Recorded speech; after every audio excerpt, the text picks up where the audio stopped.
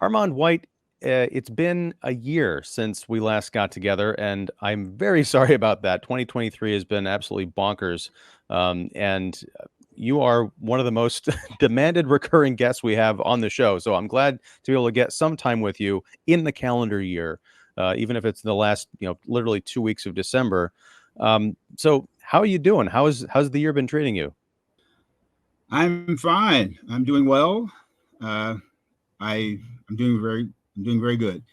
Thank God for that. And I also wanted to say to you that the movie year has been good for the past 2 weeks. In the past 2 weeks, I saw three of the best things that I've seen all year. So I'm very pleased about that.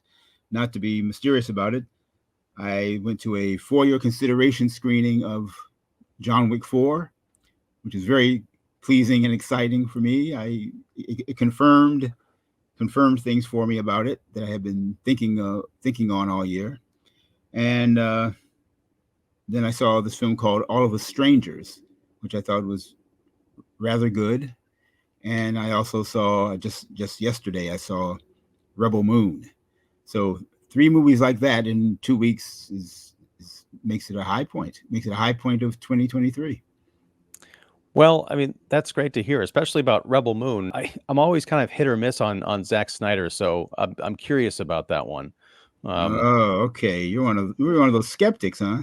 I, dude, we're film critics, okay? Part of us have to be skeptical. I'm a Oh, skeptical optimist. okay. Except that I feel he's one of those filmmakers who's earned a kind of trust, not politically, but in terms of but in terms of filmmaking, he, he's one of the real ones. I I think he's proven that already. But Oh, sure. Zack Snyder has nothing to prove to me. I'm just not so much crazy about the scripts that he works from. That's that I guess in more than his directorial style, which I do enjoy. It's the screenplays that sometimes, don't thrill me that much. I mean, that zombie thing he did a couple years ago, yikes. Anyway, we're not here to talk Zack Snyder. We're not going to litigate that. But we are going to talk about American Fiction, a movie that again, maybe I was naively hopeful for. It's going to be opening in wide release this coming week. It's in limited release right now.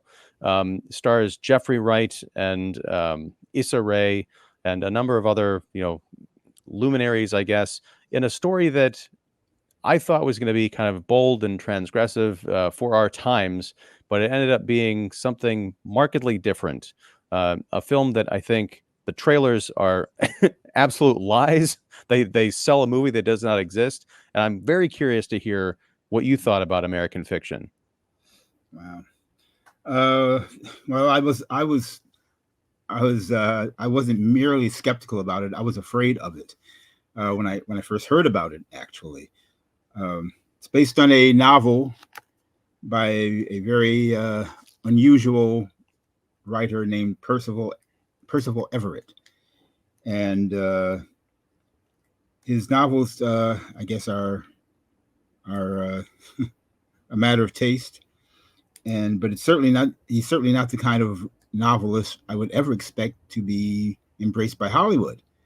So when I realized that this movie was based on a Percival Everett novel called Erasure, I thought, this. I don't know if it's going to work. And then when I realized it was directed by a person named Cord Jefferson, who worked on what is one of the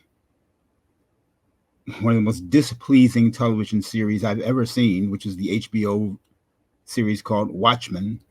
I thought this is not looking good, and then I saw the film, and I think it's not a good film.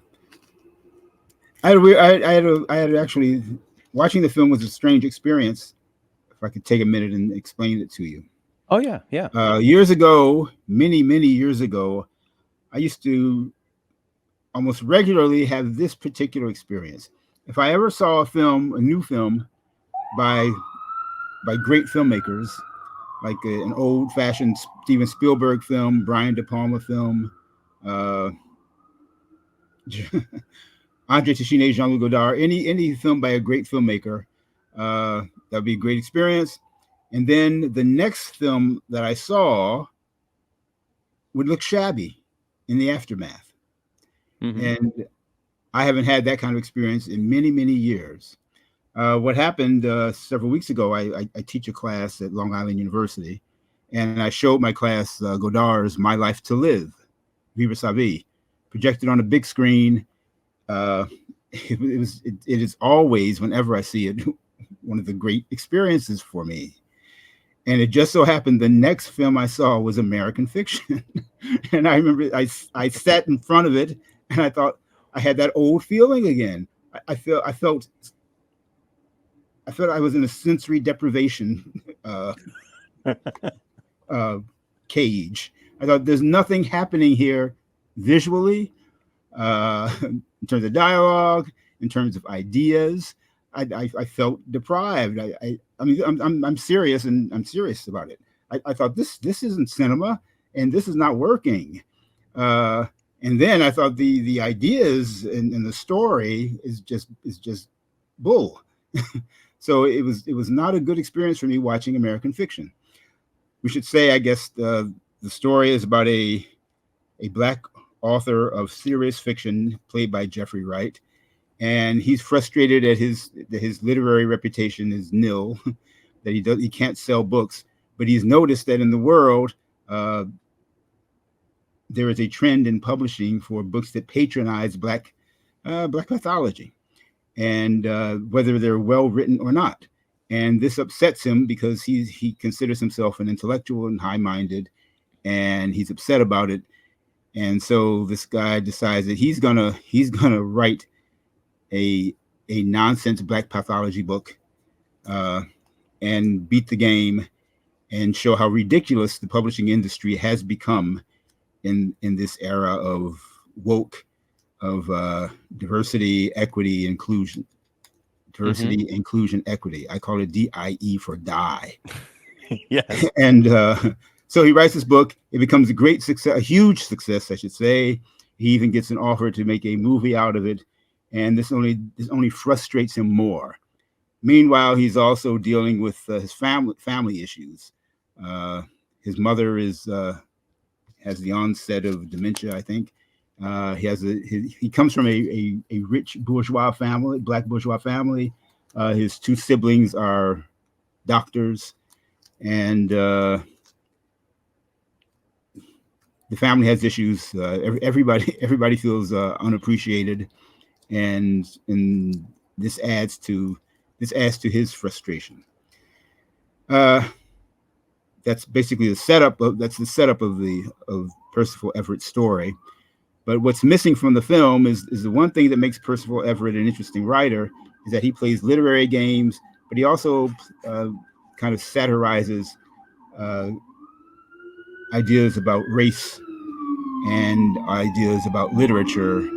And that's something that Cord Jefferson, the writer-director of the film, who did this film adaptation, is completely unsuited for putting on the screen.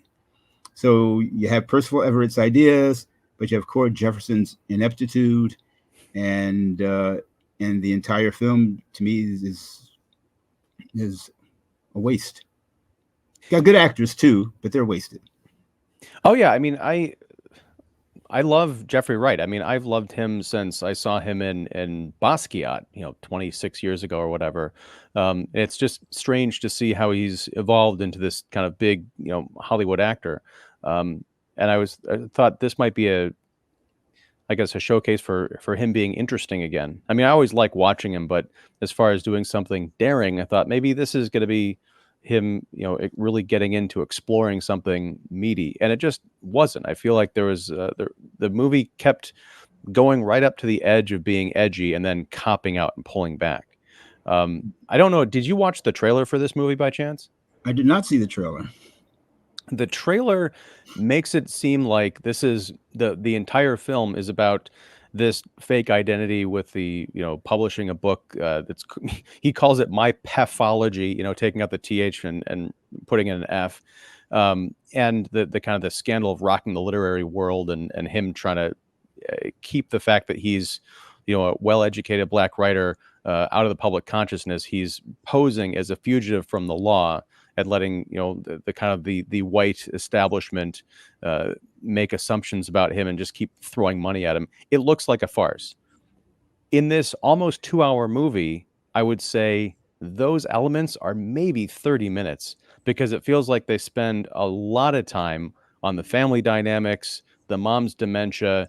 It is a drama with some misplaced and I think ill-conceived comedic elements sprinkled in. And that's why I said the trailer advertises a movie that doesn't exist. I thought this could be the next Hollywood Shuffle, a film that I don't know if Cord Jefferson has seen, or if he has, if he understands, but this is not it.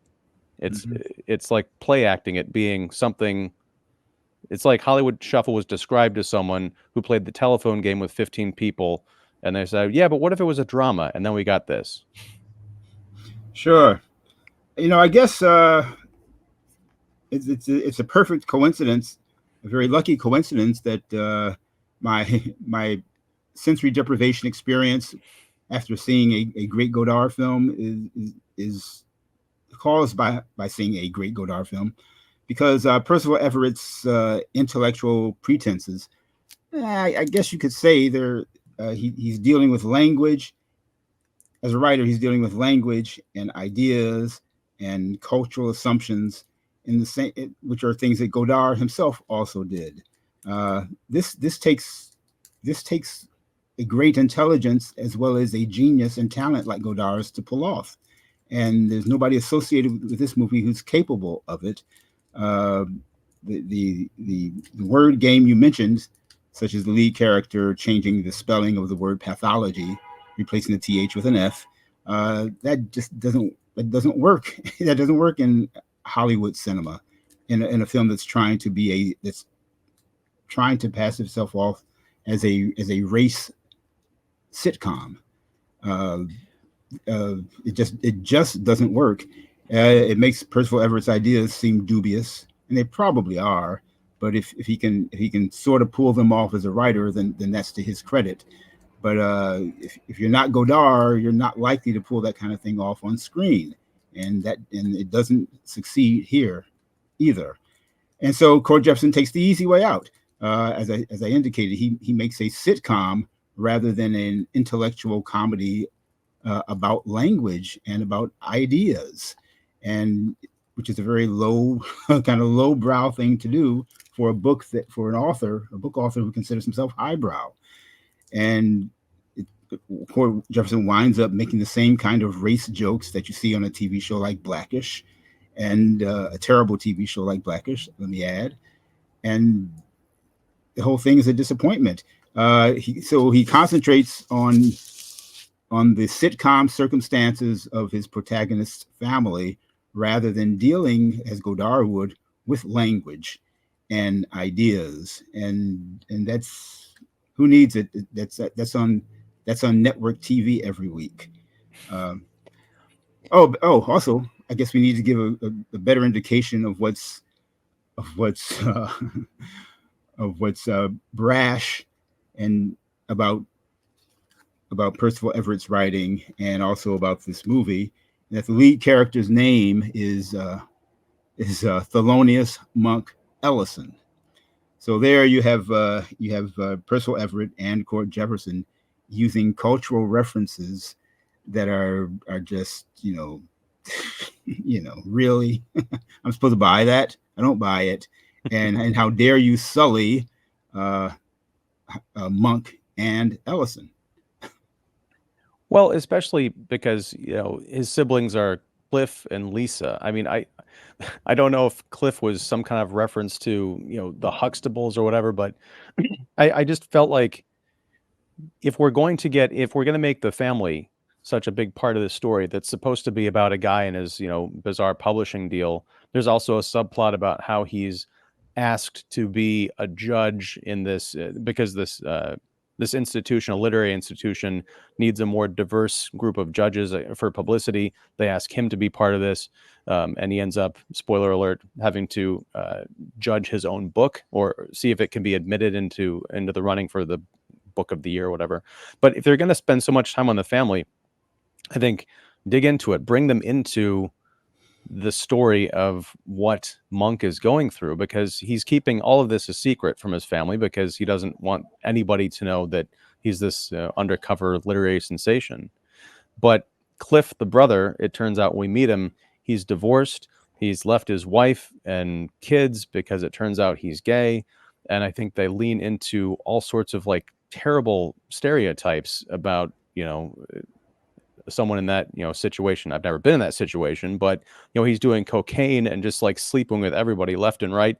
And there's this heartfelt scene toward the end of the film where Cliff is talking to Monk about their dad who had killed himself, who was also, he's a philanderer in life that Monk was very close to, but the other siblings were not. And Monk says something like, if Dad had known you were gay, what would that have done? And Cliff says, well, he would have known the real me. And I think Monk said he would have been proud or some nonsense like that. I'm like, I don't know if he would have been proud specifically of the way that you've turned out. You coke abusing, man whore who's broken up his own family.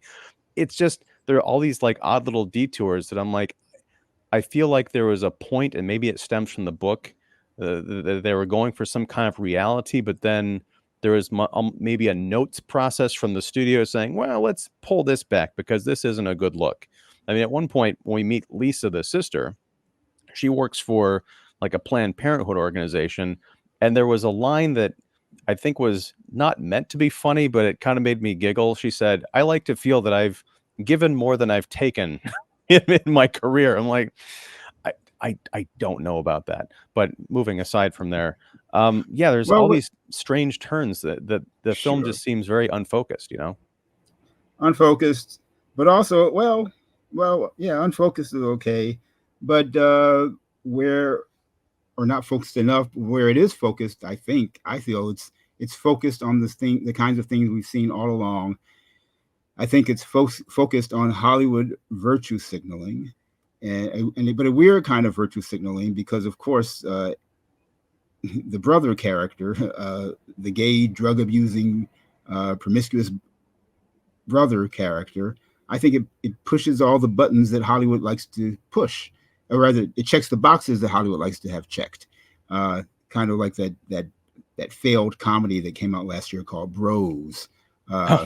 It's not that Corey Jefferson is judging the gay, promiscuous, drug abusing brother, but that this is he's a paragon of Hollywood behavior, and I think, and it's the kind of behavior that Hollywood likes to endorse and make us sympathetic towards, and it may work in Hollywood. I don't think it's going to work in many other places. But I think that's what Corey Jefferson, that's what he did. I think he was checking boxes in his HBO series Watchmen. I think he's checking boxes here too. The other box, the biggest box he checks, is the idea that a Black academic author, that being Thelonious Monk Ellison, is smarter than everybody else, always has the correct ideas. And it's just an accident that he does something hypocritical and makes money from it. That's checking a Hollywood box. And it reminded me of the scene from Jerry Maguire, the entire thing that set that movie up, where Tom Cruise plays a sports agent who grows a guilty conscience, and overnight he writes this manifesto that turns the entire industry on its head. Jeffrey Wright essentially, or Monk, does that in this movie, and it's very odd because he writes what looks to be a several 100-page book seemingly overnight. There's not a montage of him toiling away for weeks or months. It's literally him sitting at his, I think in his bed and then at his kitchen table, or maybe it's his office, I can't remember, but just pouring out these words and playing out the scenes. There's an interesting trope where Keith David shows up as an abusive Black father playing out this drama with his kind of hoodlum son, and there's gunplay and all this, and the characters are giving notes to the author and the author is giving notes to the character. I thought that was fun. I'm like, okay, this is early enough in the movie. Maybe this is going to be the scenario that plays out in Monk's head that helps him work through stuff. Maybe they come back as a mode of conscience later on. But no, this gimmick is raised and then dropped. and everything else just seems really easy. Hey, he walks into his agent's office. I've got this book. Where'd this come from? I don't know. I just saw you yesterday and you were grousing about no one wanting to read you. And all of a sudden you have this magical book and everyone's bidding on it. There's no like real struggle. A lot of the struggle comes from his wishy-washy feelings about doing it. And then everything else relies on the family and his bogus relationship with this neighbor woman that he meets at their parents' beachside resort. I don't know what's going on with this film, Armand. Sure. Well, the scene you talk about with the father, played by Keith David, I think that's what in TV terms would be called a skit. And there's only one skit, but also it's a violent skit. And if you're making comedy and you have characters who are hostile towards each other and one actually kills the other, one commits patricide, it's like, where is this funny? It's not funny. It's just another cheap Hollywood or Hollywood / television thing that Cord Jefferson does. The entire movie strikes me as being only that, another product of left liberal Hollywood, where the makers say to their potential audience, "We're smart, we're right, we agree, and I can do anything else now. I don't even have to be good at my own job, which is being a filmmaker or a TV maker, because politically we agree and we are right and we're smarter than everybody else." I think that attitude comes across in the film very much, and I'm glad earlier you mentioned a film, because I mentioned this film also in my national review of critique of American fiction, and that's Hollywood Shuffle, Robert Townsend's Hollywood Shuffle. I also brought in Robert Downey Sr.'s Putney Swope, his satire of advertising, advertising behavior and performance, and also Rusty Cundiff's brilliant hip hop satire, Fear of a Black Hat. Hollywood Shuffle, Putney Swope, Fear of a Black Hat are movies that deal with ideas, are movies that deal with race, certainly, are movies that deal with American industries, and does them hilariously, and I would say brilliantly in each case. I would even say audaciously. And the American fiction movie doesn't come close to those films. I think as a consequence of the confusion, dishonesty, and hypocrisy that has taken over Hollywood, that's taken over the TV industry, especially when it comes to dealing with issues of racial identity and cultural identity. I still can't get over the audacity of the temerity of Cord Jefferson taking up Everett Percival's worst trope, which is to borrow the names of Thelonious Monk and Ralph Ellison. Well, let me ask you about that kind of cultural aspect, because it seems to me, and this might be the way the movie lets itself off the hook by raising it. I think it opens strong. There's a scene where Monk is teaching a class, and he's got the title of a Flannery O'Connor story, the beautiful, or the artificial, sorry, N-word. I'm not going to say it. And there's this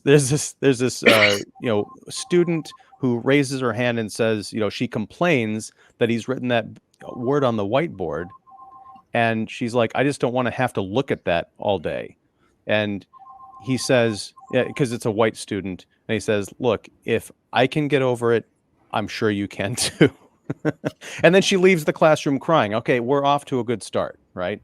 But throughout the course of the film, these ideas of oversensitivity, the kind of the decay of, I guess, racial relations, and the amping up of racial stereotypes that should have been dead, decades ago, that's coming to a point. But then we pull back, I think, by saying these seem to be only the concerns of this uptight, black author who is almost presenting white. You mentioned the affluent household of doctors. That's the Cosby Show. That's Cliff Huxtable. And so by the end of the film, he's still this kind of wishy-washy, squishy dude.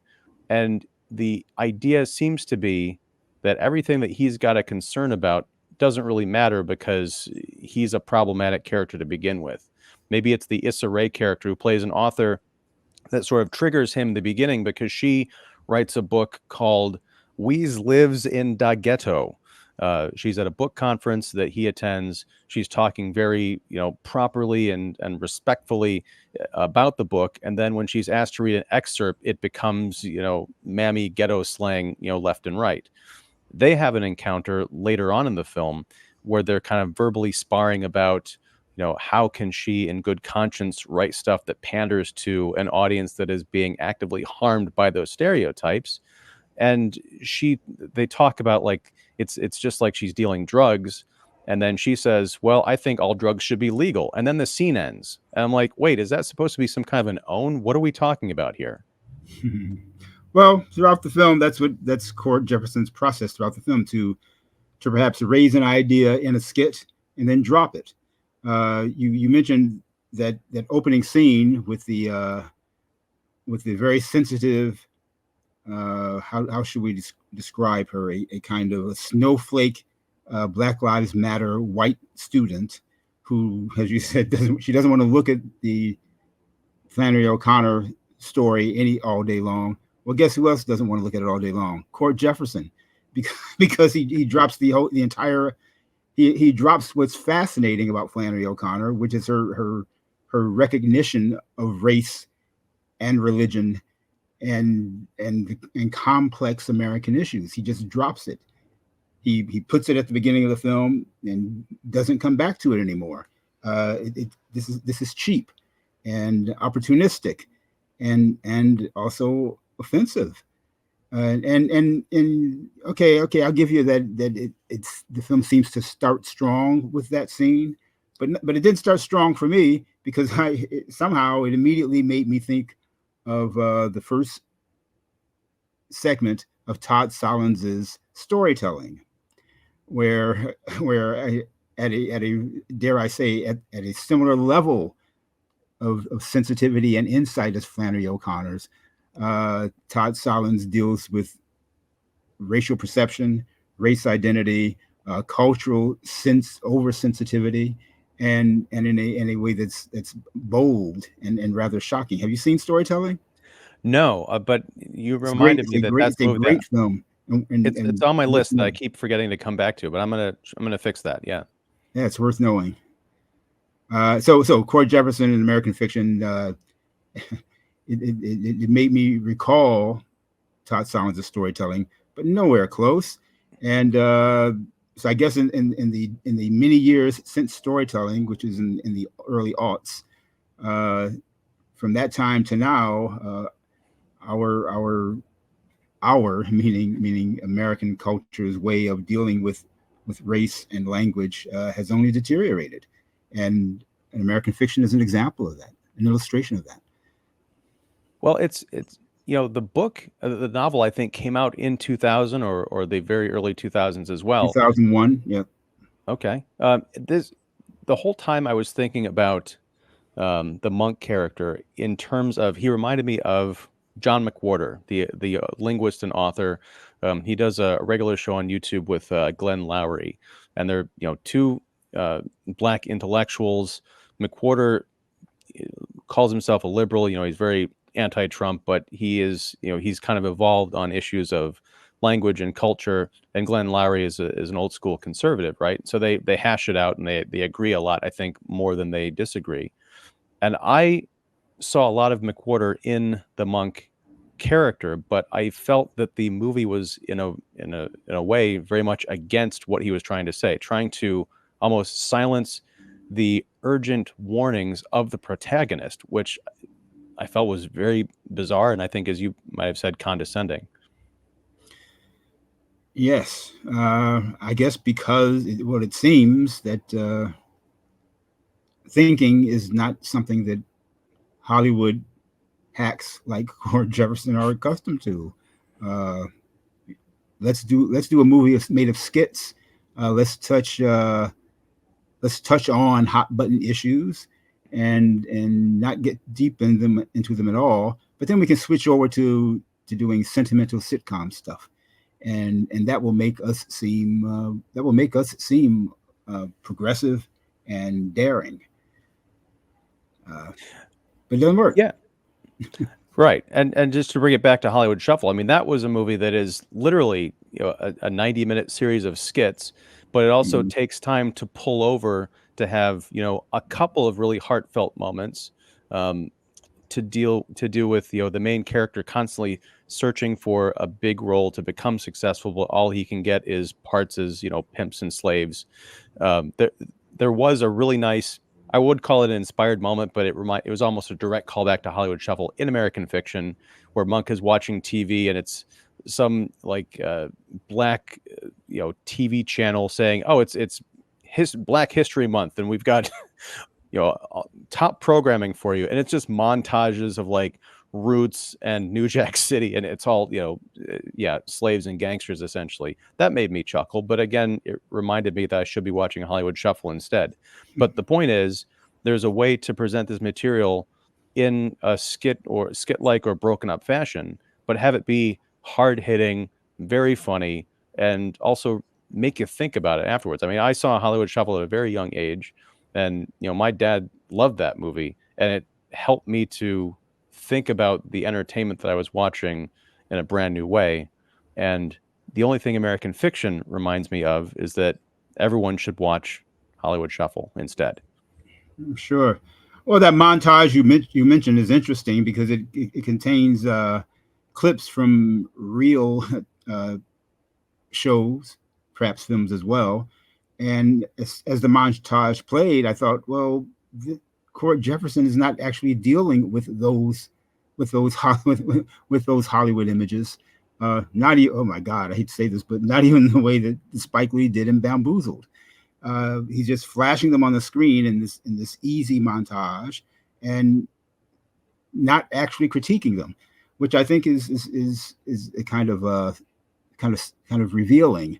There is no genuine critique of Hollywood or the publishing industry's pandering to race, even though that's the subject. That's the subject that should motivate the entire film. The film doesn't deal with that offense, with that. I'll call it a cultural tragedy, as I do in my review.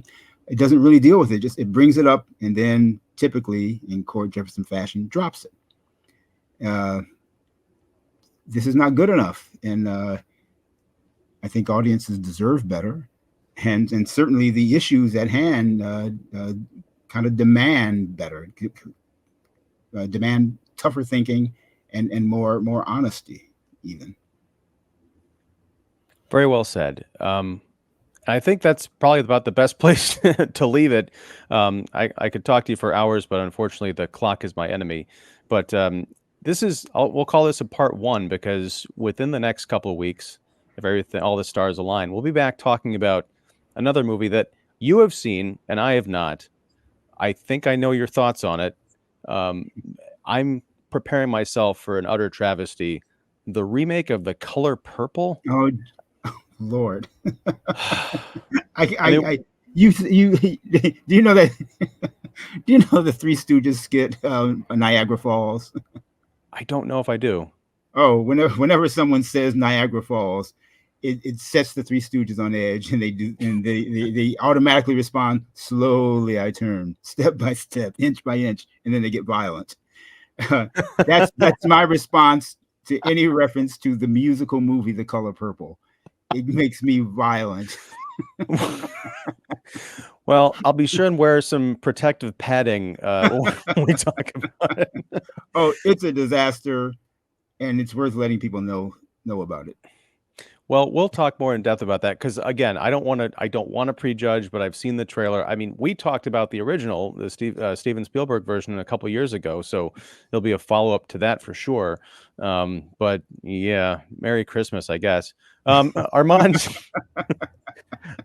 thank you very much. It's been a pleasure. Again, 2024. I'm going to remedy this disaster that was 2023 in terms of us not talking movies more. So I appreciate you taking the time.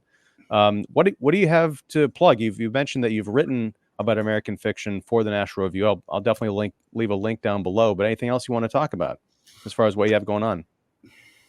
Well, always writing. Uh, so I'll have a piece in National Review on